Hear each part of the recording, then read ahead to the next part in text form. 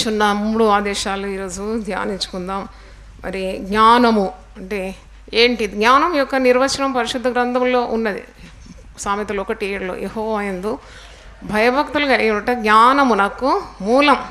అంటే దేవుని గురించిన తెలివి, మరి చెడుతనము విసర్జించుట అది జ్ఞానము. మరి దేవుని మార్గము తెలుసుకొనుట అది జ్ఞానము. దేవుని యందు భయభక్తులు కలిగి నడుచుకొనుట జ్ఞానము.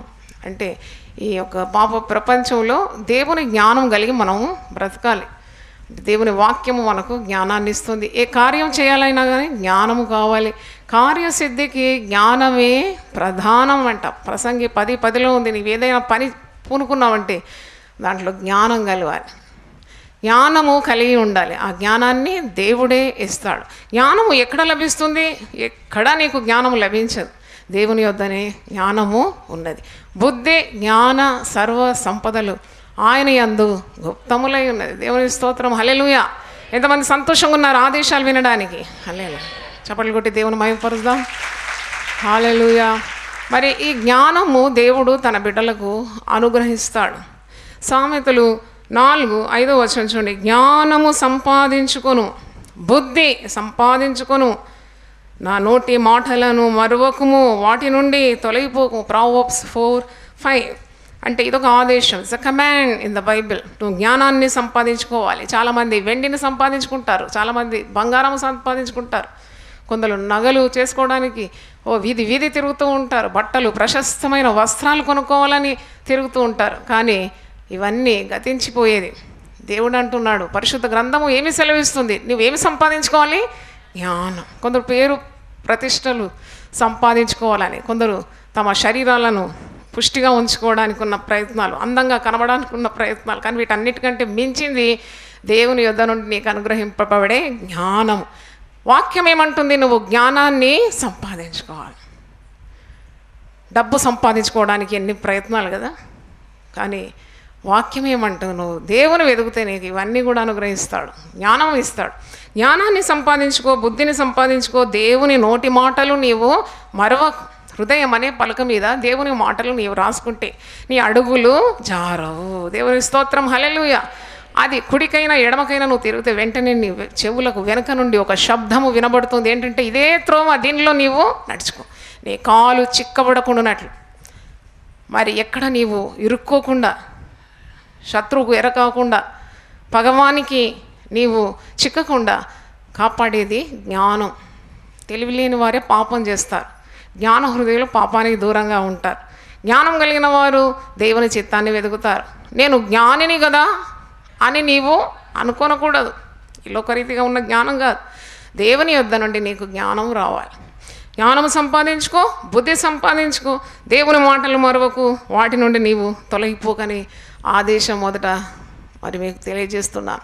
దేవుని మాటలు అది తేనె కంటేను, జుంటి తేనె ధారల కంటేను అతి మధురమైనది, రత్నరాశులను మించినది.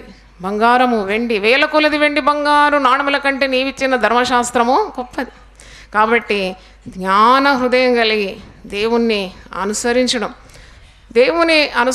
దేవుని మాటలు వినడం. అంటే దేవుని మాటలన్నీ కూడా పవిత్రమైనది. మనిషి ఎన్నో మాట్లాడతాడు కదా, కానీ దేవుని మాటలైతే పరిశుద్ధమైనది, పవిత్రమైనది. దారి తొలగకుండా, నీ పాదంలో చిక్కుకోకుండా చక్కగా నడిపించేది దేవుని యొక్క ప్రశస్తమైన మాటలు. అదే జ్ఞానం అన్నమాట.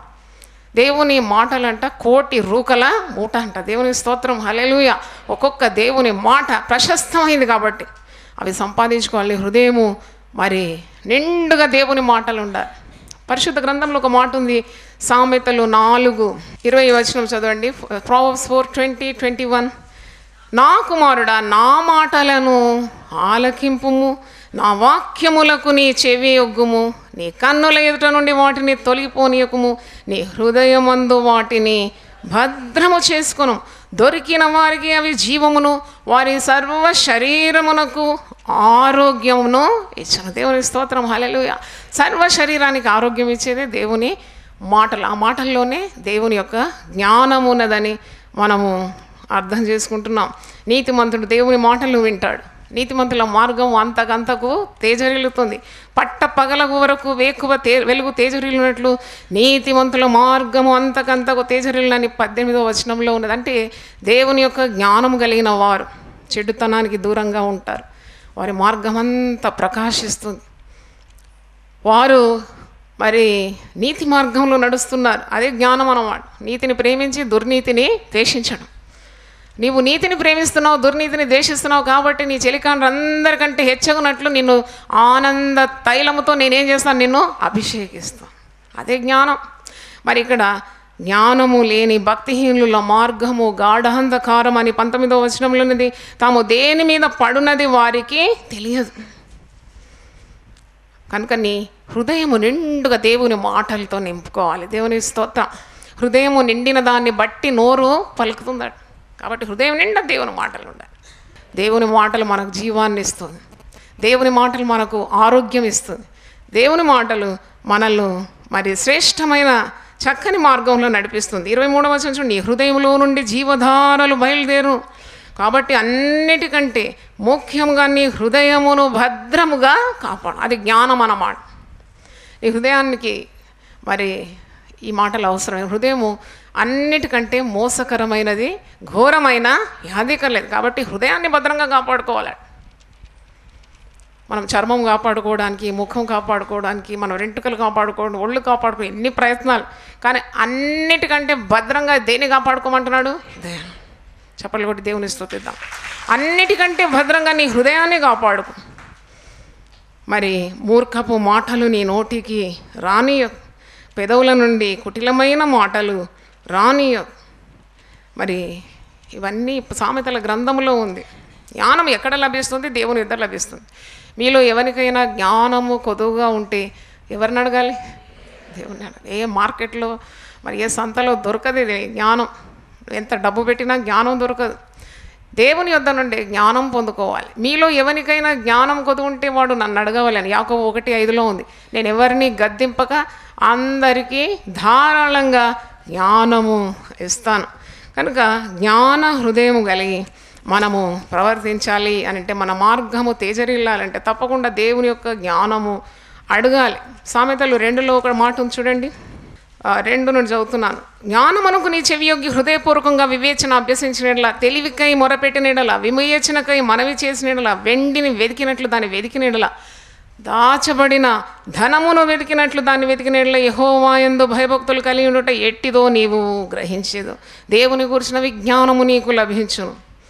యెహోవాయే జ్ఞానం ఇచ్చేవాడు. హల్లెలూయా గట్టి చెప్దామా?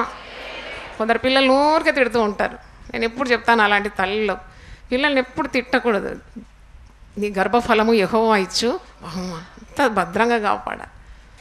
ఇక్కడ వాక్యంలో మనం చూస్తున్నాము, దేవుని గురించిన విజ్ఞానము నీకు లభిస్తుంది. యెహోవా యందు భయభక్తులు కలిగి ఉండుట ఎట్టిదో నీవు గ్రహించు. నీ పిల్లలకు నువ్వు నేర్పాలి. పిల్లలకు మరి దేవుడు చేసిన కార్యాలన్నీ వివరించాలని వాక్యంలో ఉన్నది. అప్పుడే వారికి జ్ఞానం కలుగుతున్నది. పిల్లలను తిట్టిపోయడం కాదు, ప్రేమతో దగ్గర తీసుకొని అన్ని కార్యాలు వివరించాలి. వారి చదువులో మొద్దులుగా ఉంటే మొద్దులు, శుద్ధ మొద్దులు, సున్నా చుట్టుకొని వచ్చినారు, తిట్టి తిట్టి తిట్టి తిట్టి వారిని కృంగదీయకుండా దేవుడు నీ జ్ఞానం ఇస్తాడు బిడ్డ. కనుక నీ హృదయంలో ఉన్న ఆశను నెరవేర్చే దేవుడు. జ్ఞాన హృదయం కలిగి నువ్వు ప్రవర్తించినప్పుడు నీ యొక్క మనవులను దేవుడు అంగీకరించి నీ వాంఛలను ఆయన తీరుస్తాడు. యెహోవా యొద్దనే జ్ఞానము దొరుకుతుంది అని 6వ వచనంలో, యెహోవాయే జ్ఞానం ఇచ్చువాడు, తెలివియు వివేచనయు ఆయన నోటి నుండి వచ్చాను. తర్వాత మీరు చూస్తారు సామెతలు 8లో చూడండి, ప్రోవర్బ్స్ 8, జ్ఞానము ఘోషించుచున్నది. మనం ఆ దేశంలో ఏమి నేర్చుకుంటున్నాము? ఏమి సంపాదించుకోవాలని? జ్ఞానమును సంపాదించుకోవాలి, బుద్ధిని సంపాదించుకోవాలి. దేవుని నోటి మాటలు మరవకూడదు, వాటి నుండి నీవు తొలగి పోకూడదు. దేవుని స్తోత్రం, హల్లెలూయా. జ్ఞానము ఘోషించుచున్నది, వివేచన తన స్వరము వినిపించుచున్నది. త్రోవ ప్రక్కను రాజవీధుల మొగల్లోను నడి మార్గంలోనూ అది నిల్చున్నది. గుమ్మముల యొద్ద, పురద్వారముల యొద్ద, పట్టణపు గౌనుల యొద్ద నిలబడేది ఇలాగు గట్టిగా ప్రకటన చేయుచున్నది. మానవులారా మీకే నేను ప్రకటించున్నాను, నరులకు మీకే నా కంఠస్వరం వినిపించున్నాను. జ్ఞానం లేని వారులారా జ్ఞానము ఎట్టిదైనది తెలుసుకొనుడి. బుద్ధిహీనులారా బుద్ధి ఎట్టిదైనది యోచించి చూడుడి. నేను శ్రేష్టమైన సంగతులను చెప్పుదును, వినుడి అంటే దేవుని మాటలు అన్నమాట. దేవుడే ఘోషిస్తున్నాడు. జ్ఞానం అంటేనే దేవుడు. దేవుని మించిన జ్ఞానం ఎక్కడుంది? దేవుడు ఎప్పుడు కూడా మనిషిని వెంటాడుతూ ఉంటాడు. రా నా సన్నిధికి, నేను నీకు జ్ఞానం ఇస్తాను, రా నా సన్నిధికి నీకు బుద్ధిస్తాను, తెలివిస్తాను. చూడండి, ఒక కుటుంబము చక్కగా కట్టబడాలంటే ఏం కావాలండి? జ్ఞానం కావాలి. జ్ఞానం కావాలి.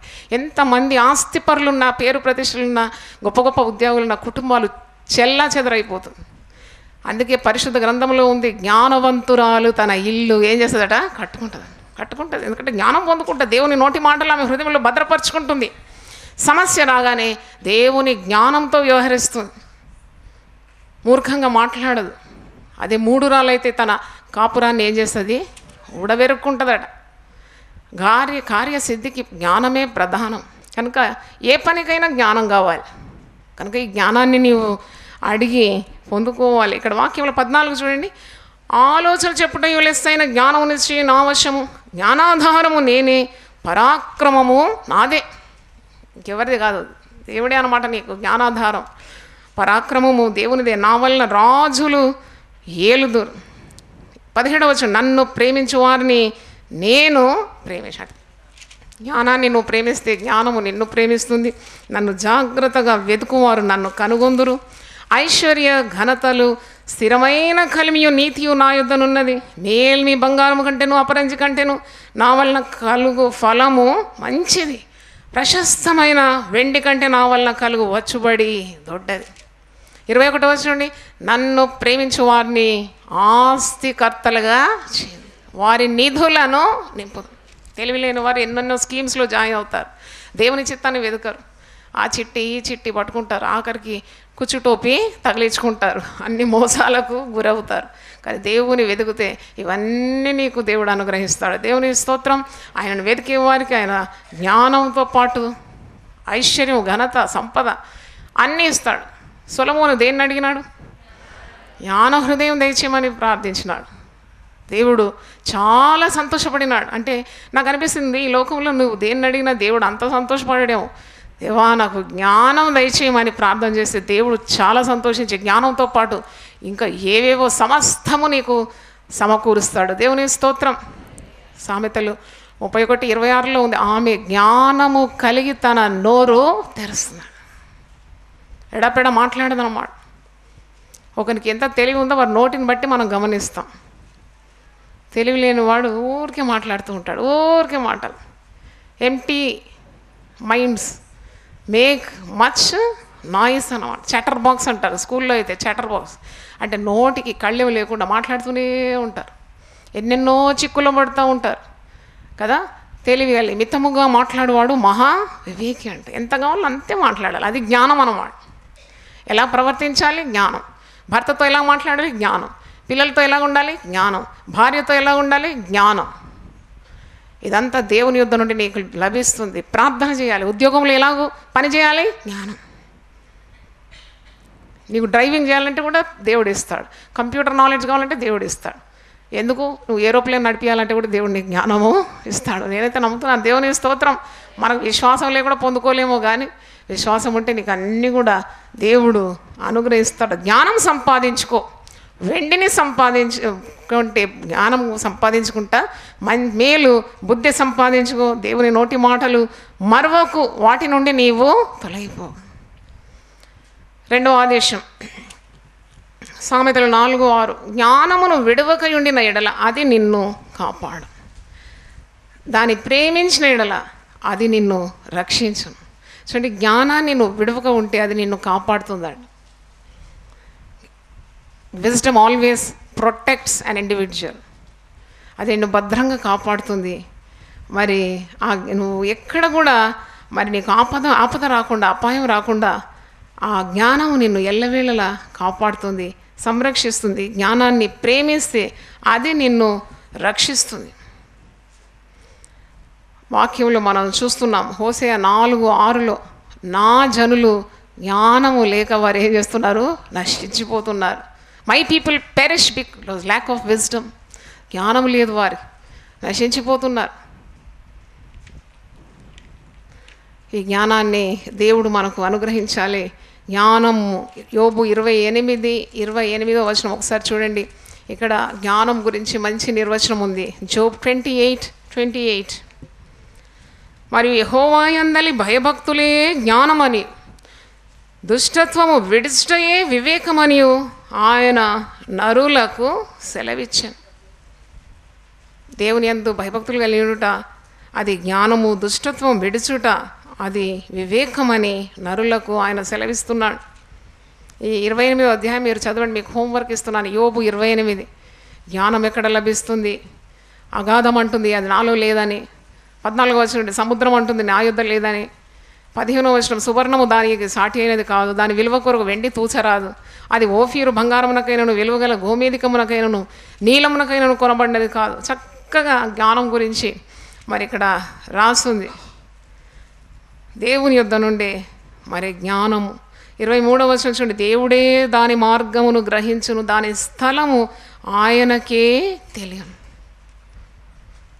వాక్యంలో మనకు జ్ఞానము కలిగి ఉంటే నీవు అనేకమైన విపత్తుల నుండి విడిపింపబడతావు, అనేకమైన చిక్కుల నుండి విడిపింపబడతావు. పరిశుద్ధ గ్రంథంలో ఉన్నది, ఊరకుండుడి నేనే దేవుడనని తెలుసుకుని. గొప్ప సమస్య నీకు వచ్చినప్పుడు ఊరికే రేగి రేగి మాట్లాడి కలహించి కయ్యాలకు దిగేదానికంటే కొద్దిగా మౌనంగా ఉండి దేవుని ఆశ్రయించడం జ్ఞానం అన్నమాట. దేవుని స్తోత్రం, అది పెద్ద జ్ఞానం. మా నాన్నగారి గురించి ఒకటి సంగతి నాకు జ్ఞాపకం వస్తుంది. మహాజ్ఞాని అన్నమాట. అనవసరంగా వ్యర్థంగా మాట్లాడడం నేను వినలేదు. ఒట్టుట్టి జోకులు వేసి ఇతరులను నవ్వించడం నేను ఎప్పుడు చూడలేదు. Just a great man of God. ఒకరోజు ఆయన మొదటి రూమ్లో కూర్చున్నాడు. ఒక పాస్టర్ వచ్చి బాగా తిట్టాడు మా నాన్నగారు. ఎందుకంటే వారి సంఘంలో ఉన్న ఒక వ్యక్తికి మా నాన్నగారు బాప్తీసం ఇచ్చినాడు. అదే చేసిన నేరం. ఎందుకంటే ఆయన అన్నాడు, నేను నిజంగా మరి నామకార్థ బాప్తీసం తీసుకున్నాను, నాకు నిజమైన బాప్తీసం మీరు ఇవ్వాలి అంటే నాన్నగారు ఇచ్చినారు. పెద్ద కన్వెన్షన్ ఇప్పుడు జరిగే సమయంలో అన్నమాట. మరి నా సంఘంకి వచ్చే వ్యక్తిని వీరేలాగా బాప్తీసం ఇచ్చినారని నిజం చెప్తాను. నేను ప్రత్యక్ష సాక్షిని 1 గంటన్నర తిట్టినాడండి. 1 గంటన్నర తిడుతుంటే మా నాన్నగారు సైలెంట్గా ఉన్నాడు, మౌనంగా. వదకు తేబడు గొర్రెవాలే,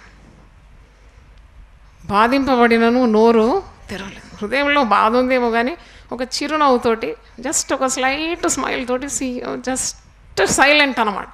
అప్పుడు నేను చూస్తున్నాను, నేనే జస్ట్ కాలేజ్ డేస్ అప్పుడు, ఈ వ్యక్తి వినబడడం లేదా ఏంటి తిప్పుతుంటే, మరి నోరు తిప్పడెందుకు. అయితే బాగా తిట్టినాడు. తర్వాత ఆయన అలసిపోయి ఆ పాస్టర్ అన్నాడు, నేను తిట్టి ఏ లాభము లేదు అని చెప్పి వెళ్ళిపోయినాడు. వెళ్ళిపోయిన తర్వాత నేను వెళ్ళి, నాయనా ఏం రోషం లేదా, ఇన్ని మాటలు పడాలన్నా, ఒక మాట అనొచ్చు కదా తిరిగి అనంటే, పర్వాలేదు ఆయన తెలుసుకుంటాడులే పర్వాలేదని చెప్పి చిరునవ్వుతో చెప్పినాడు. నేను చాలా గ్రేట్ లెసన్ నేర్చుకున్నాను. చూడండి, ఇంత పెద్ద అసలు ఒక జ్ఞానం లేని వాడైతే ఒక్క మాటకి ఇంకో మాట, మాటకు మాట, మాటకు మాట, అది చిన్న నిప్పు అడవి అంతా ఏమవుతుంది, తగలబడిపోతున్నట్టు కొన్ని కాపురాల్లో చిచ్చు ఎలాగో రేగుతుంది కదా. కానీ దేవుని గురించిన తెలివి ఉంటే మళ్ళీ అదే వ్యక్తి తిరిగి వచ్చి నాన్న పాదాలు పట్టుకున్నాడు, క్షమాపణ అడిగినాడు, తిరిగి వారు కౌగలించుకున్నారు. అంటే చేసిన తప్పు అతనికి అర్థమైంది. ఒక దైవజన్ని అనవసరంగా మరి బాధ పెట్టినాడనే ఆ మనస్సాక్షి అతన్ని గుచ్చుకొని తిరిగి వచ్చి నాన్నను కౌగలించుకున్నాడు. అంటే నేను ఎందుకు చెప్తున్నానంటే, నీ వ్యాజ్యం ఎవరికి అప్పగించాలి? దేవునికి అప్పగించాలి.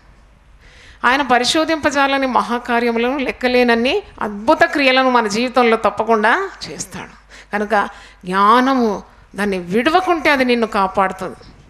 భక్తుల ప్రవర్తనను ఆయన ఏం చేస్తాడా? కాపాడుతాడు. దేవుని స్తోత్రం, హల్లెలూయా. దేవుని యొక్క జ్ఞానాన్ని పొందుకోవాలి.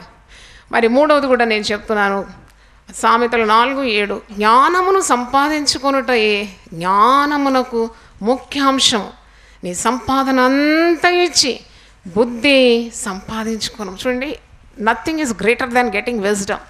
వాక్యంలో ఉంది, నీ సంపాదన ఏదైనా ఉంటే వాటన్నిటిని కూడా నీవు ఇచ్చి ఏం సంపాదించుకోవాలంట? బుద్ధి, జ్ఞానం సంపాదించుకోవాలి. ఈ మాట నేను చదివినప్పుడు నాకు లూకా సువార్త 22:36 వచనంలో యేసుప్రభు ఒక మాట అంటాడు, కత్తి లేనివాడు మరి తన బట్టనమ్మి కత్తి కొనుక్కోవాలి. దీని అర్థం ఏంటి? చాలా ఆలోచించినాను, కొన్ని కమెంట్రీస్ చదివినాను. కత్తి లేని వాడట బట్టనైనా అమ్మి ఏం కొనుక్కోవాలట? కత్తి. అంటే ఇక్కడ ఈ మాట మీకు అర్థం చేయాలి. లూకా సువార్త 22. కత్తి దేనికి సాదృశ్యంగా ఉంది అంటే దేవుని యొక్క ఆత్మ, ఖడ్గమైన దేవుని వాక్యం. లూకా సువార్త 22:36. అందుకు ఆయన, ఇప్పుడైతే సంచి గలవాడు సంచియు జాలేయు తీసుకొని పోవలేను, కత్తి లేనివాడు తన బట్ట నమ్మి కత్తి కొనుక్కొనవలేను. 35వ వచనం చూడండి. మరియు యేసుప్రభు అనే మాట తన శిష్యులతో అంటున్నాడు, సంచియు జాలయు చెప్పులను లేకుండా నేను మిమ్మల్ని పంపినప్పుడు మీకు ఏమైనాను తక్కువ అయినా అని వారిని అడిగినప్పుడు వారు ఏమీ తక్కువ కాలేదని. అందుకు ఆయన, ఇప్పుడైతే సంచి గలవాడు సంచియు జాలయు తీసుకొని పోవలేను, కత్తి లేనివాడు తన బట్ట నమ్మి కత్తి కొనుక్కొనవలేను. కత్తి, బట్ట, సంచి, జాలే, ఇది ఇద్దరితో అర్థమైంది. కానీ మరి ఏమర్థమైంది? యేసుప్రభు అంటున్నాడు తన శిష్యులతో, ఒకప్పుడు అన్నాడు సంచి, జాలే, చెప్పులు ఏమి లేకుండా మీరు వెళ్ళినారు కదా సువార్త చాటించడానికి, అప్పుడు మీకు ఏమైనా తక్కువైందా అంటే ఏమి తక్కువ కాలేదు. ఎందుకు తక్కువ కాలేదంటే వారు వెళ్ళిన చోటెల్లా మంచి ఆతిథ్యము పొందుకున్నారు, వారి అవసరతలన్నీ తీరిపోయింది, జనాలే వారిని ఆదరించినారు, వారి అక్కర్లు తీర్చినారు. సంచి అవసరం రాలేదు, జాలే అవసరం రాలేదు, సరే వారికి చెప్పులు అవసరం రాలేదు, ప్రజలు వారి అక్కర్లను తీర్చినారు. కానీ ఇప్పుడు శ్రమ వచ్చింది, వారు మరి సత్యం నిమిత్తం హింస పొందే సమయంలో వారు పరిగెత్తిపోతున్నారు, పారిపోతున్నారు, ప్రాణం దక్కించుకుంటున్నారు అపాయం వచ్చినప్పుడు. అప్పుడు యేసుప్రభు అంటున్నాడు, ఎంత జ్ఞానం చూడండి. ఇప్పుడు మీరు సంచి తీసుకోండి, మీరు ఇంకేం తీసుకోండి, జాలి తీసుకొని పోండి. కత్తి ఒకవేళ లేకుంటే కత్తిని మీరు బట్టలు అమ్మే, మీ బట్టలైనా అమ్మి మీరు ఏం చేయాలి? కత్తి కొనుక్కో. కత్తి అంటే దేవుని వాక్యం, ఆత్మ ఖడ్గం. బట్టలంటే మనిషికి చాలా అవసరమైంది కదా, నగ్నత కప్పుకోవడానికి బట్టలు చాలా అవసరం. దానికంటే అవసరం అంట శరీరాన్ని కప్పుకునే బట్టల కంటే నీకు దేవుని యొక్క జ్ఞానము అంటే దేవుని యొక్క ఆత్మ ఖడ్గము, కత్తి అంటే సాతాన్ను ఎదిరించడానికి, ఓడించడానికి దేవుని వాక్యము చాలా అవసరము. హల్లెలూయా గట్టి చెప్తానా? బట్టను వెతుకుతున్నారేమో, ఆగలు వెతుకుతున్నారేమో, అలంకరణ కొరకు ఎన్నో ప్రయత్నాలు చేస్తున్నారు. వీటన్నిటిని మించింది దేవుని ఆత్మ ఖడ్గమైన దేవుని వాక్యం. అది జ్ఞానం అన్నమాట. నీ బట్టనైనా అమ్ము, కత్తి కొనుక్కో అని యేసుప్రభు అంటున్నాడు. దేవునికి స్తోత్రం, హల్లెలూయా. నువ్వు జ్ఞానాన్ని సంపాదించుకోవడమే జ్ఞానం యొక్క ముఖ్యాంశము. నీ సంపాదన అంతా ఇచ్చి బుద్ధిని సంపాదించుకోమని వాక్యంలో చూస్తున్నాం. పరిశుద్ధ గ్రంథం 32:9 ఉంది, మీరు బుద్ధి లేని బుద్ధి జ్ఞానము లేని కంచర గాడిదల వలె ఉండకూడదట. 32వ కీర్తన, Psalms 32, 9th verse. నీ మీద దృష్టి ఉంచి నీకు ఆలోచన చెప్పాను, నీ బుద్ధి జ్ఞానము లేని గుర్రముల వలనైనను కంచర గాడిద వలనైనను మీరు ఉండకూడదు. అది దగ్గరకు తేపడినట్లు వాటి నోరు వారితోనూ కళ్ళముతోనూ బిగింపవలేను. బుద్ధి జ్ఞానం లేని కంచర గాడిదల వలె మీరు ఉండకూడదు. మీరు దేవుని పిల్లల వలె శ్రేష్టమైన జ్ఞానం కలిగే లోకంలో ఉండాలి. జ్ఞానం కొద్దుగా ఉంటే దేవుణ్ణి అడగాలి. బుద్ధి జ్ఞాన సర్వ సంపదలు ఆయన గుప్తములై ఉన్నది. ఆయన ఓరపెడితే దేవుడు జ్ఞానం ఇస్తాడు. ఈ పాప ప్రపంచంలో భయంకరమైన దినాల్లో మనం ఉన్నాం. కావాలి దేవుని జ్ఞానం, పొందుకోవాలి దేవుని జ్ఞానం. నీకున్నదంతా పోయినా దేవుని యొక్క జ్ఞానమే నిన్ను నడిపిస్తుంది, బ్రతికిస్తుంది, జీవింపజేస్తుంది. నీకు ఆరోగ్యం ఇచ్చేది దేవుని వాక్యం. కనుక దేవుని జ్ఞానమును మనం వెతకాలని, వెండిని వెతకడం, బంగారాన్ని వెతకడం కాదు, అతి శ్రేష్టమైన దేవుని జ్ఞానాన్ని వెతకాలని ఈరోజు నేర్చుకున్న 3 ఆదేశాల ద్వారా. నేను ఆదేశం చెప్తున్నప్పుడు 2 చేతులు ఎత్తి దేవుని స్తుతించండి. జ్ఞానము సంపాదించుకొనము, బుద్ధి సంపాదించుకొనము, నా నోటి మాటలను మరవకము, వాటి నుండి తొలగిపోకుము. 2వ ఆదేశం, జ్ఞానమును విడవక ఉండినట్ల అది నిన్ను కాపాడును, దాన్ని ప్రేమించినట్ల అది నిన్ను రక్షించును. జ్ఞానమును సంపాదించుకొనుటే జ్ఞానమునకు ముఖ్యాంశము. నీ సంపాదన అంతా ఇచ్చి బుద్ధి సంపాదించుకొనము. దేవుని స్తోత్రం, హల్లెలూయా, హల్లెలూయా, హల్లెలూయా. ఎంతమంది జ్ఞానం కావాలి? నిజంగా అంటున్నారా? ఉట్టిగా ఎత్తుతున్నారు, అందరు ఎత్తుతున్నారు. నిజంగా నాకు వీళ్ళు జ్ఞానం కావాలని ఎంతమంది ఆశిస్తున్నారు? నిజంగా నాకు దేవుని గురించిన తెలివి కావాలని ఎంతమంది ఆశిస్తున్నారు? దేవుని స్తోత్రం, హల్లెలూయా. అలాగే చేతులు పైకి ఉంచండి, ప్రార్థన చేస్తాను. ప్రభువా నీ పరిశుద్ధ నామమునకు స్తోత్రం. నాయనా సువార్తను, దేవుని శక్తి అని, సువార్త దేవుని యొక్క జ్ఞానం అని మేము వాక్యంలో చూస్తున్నాం. కృపగల దేవ, సిలువను గూర్చిన వార్త నశించుతున్న వారికి అది వెర్రితనం, కానీ దేవుని బిడ్డలకు అది గొప్ప జ్ఞానము తండ్రి, అది దేవుని శక్తిని పొందుకునే మార్గమని మీరు బయలుపరిచినారు. ఈరోజు జ్ఞానం గురించిన 3 ఆదేశాల ద్వారా నీ బిడ్డలకు మాట్లాడినందుకు వందనాలు చెల్లిస్తున్నాను. టీవీ ద్వారా దేవుని వాక్యం విన్నవారికి కూడా జ్ఞాన హృదయం దయచేయమని ప్రార్థిస్తున్నాం. గొప్ప దేవుడు, జ్ఞానాన్ని కొలత లేకుండా దయచేసే దేవుడు, ధారాళంగా దయచేసే దేవుడు నాయన, మీరు నీ బిడ్డలను దీవించమని యేసు నామములో అడిగి వేడుకుంటున్నాను తండ్రి. ఆమేన్. హల్లెలూయా, హల్లెలూయా, హల్లెలూయా.